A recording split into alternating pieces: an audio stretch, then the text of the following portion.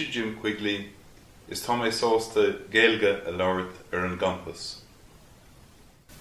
Tá mé anseo le Hashime Takahashi le haig Cúpla Ceist. Díagad Hashime. Días má Jim. Conas atá tú? Tá mé go má. Gwrach Malaga agus dúfin. Go má, bhuíochas studia. Cad ástid? Is Japanach me as cecha Tokyo. Cábhail tú a cónaí inis? Tá mé imachónin I Brasi. Cad atá ar siúla god in ollscoil Limní? Tá mé mún céime sa cheol. Agus tá mé ag fain Gaeilge freisin. Cén sais ceol? Ceol tradiisiúnta. Sinom gita agus banjo.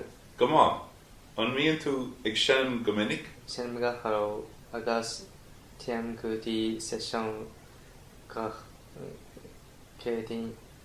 Cén fáil go daithníonn ceol tradiisiúnta leat? Bhí muintua agam sa Japan agus bhí ceol tradiisiúnta aige. Bhí sé dámne. Cad é an port is fearr leat? Mód mida.